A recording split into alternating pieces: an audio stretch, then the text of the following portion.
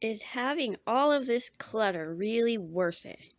So we had a yard sale about 2 weeks ago, and the weather turned pretty nasty. Got some pretty bad thunderstorms coming through.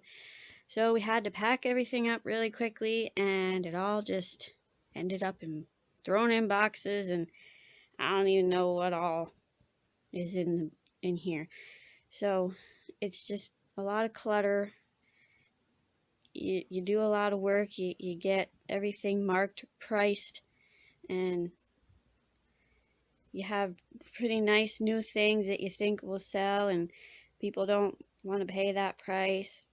So it's just a lot of work, pretty frustrating, and then you're left with all the clutter. So what I'm going to do is I'm going to pack some things in this nice bin here, and I'm going, like the newer things, like the new things in packages, and I'm going to take it to the local fire company because they're having a community day and they're doing like an auction for some things. So I'm going to put some nice things in there.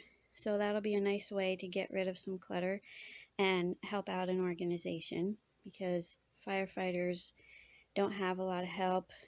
The volunteers are really going down. So every little bit helps the firefighters. But let me tell you one thing that really had me frustrated. So since I'm an author, I decided, well, why not just put my books out for sale at the yard sale, because it's good advertising. Even if they don't sell, no big deal. So this one lady came in with a little boy, and she said to the little boy, hey, pick out 2 books. They're 2 for 15. Oh, never mind. And she realized that the sign said 2 for $15, not 2 for 15 cents. So I yelled out to her, I wrote those books. And she goes, yeah, I see that. And she didn't say anything more. She didn't even say, oh, wow, that's neat, or anything. It was just like, she just wanted cheap books, and that was it.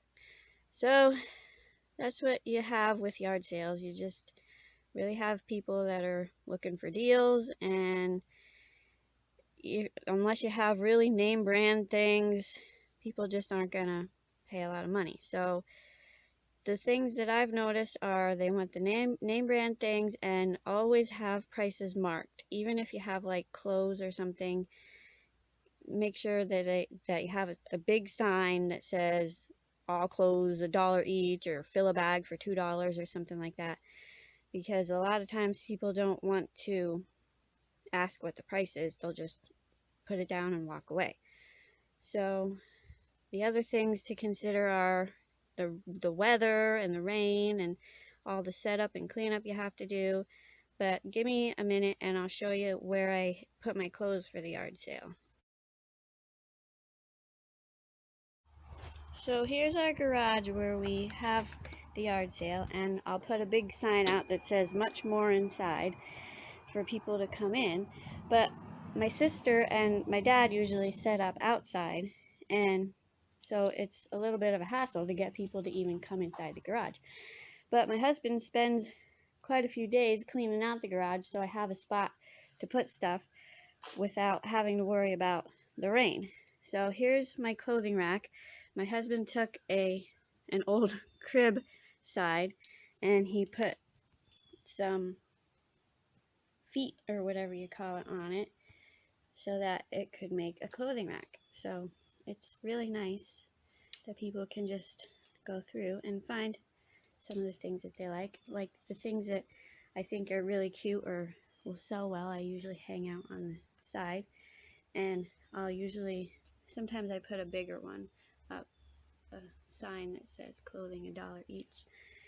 So you really have to plan for a yard sale. This takes a long time to set this up, make it nice. I try to organize it by size, but that doesn't always go the way that I plan. But yard sales are a lot of work. Sometimes it would be good to go to a consignment shop, but there really aren't very many consignment shops around me, and it just takes a lot of time to get there. So you really got to consider. The one good thing about this year, my daughters really got into getting their stuff out of their rooms and cleaning out. So it's a good way to encourage kids to go through and declutter things. They made a few dollars, not very much, but it's something's better than nothing, and it also gets rid of the stuff out of the house. But now the issue is I have all this stuff nicely hung up. Now, what do I do with it? So I have to decide if I want to donate it, save it for next year. But the thing with saving it for next year is you have to put it in plastic totes and cover it with plastic, because if you put it in cardboard boxes, a lot of times mice will get in there and it'll just ruin everything. Because one time we had a yard sale at the fire company and somebody donated some clothes, and I opened the box up. It was a cardboard box and it was full of mouse poop. So, quite frustrating. So, just giving you a little bit of an idea about yard sales. They can be good, make a few dollars. I didn't make as much as I would have liked to this year for all of the work that we did. So I think I am going to pack quite a bit up. Maybe try and get to the consignment shop with some of these clothes. The consignment shop only likes name brand clothes, so I have to go through. I think this one might be name brand. So yeah, that's Gap. I think that they like Gap. I don't know. So I'll have to go through and find the name brand things. So thanks for watching, and just a little bit every day decluttering can really help out. Donate things, go to the donation bins if you have any in your area, and get the clutter out of your house so it's not a fall hazard as you get older, because you don't want to trip and fall on your junk. So thanks for watching.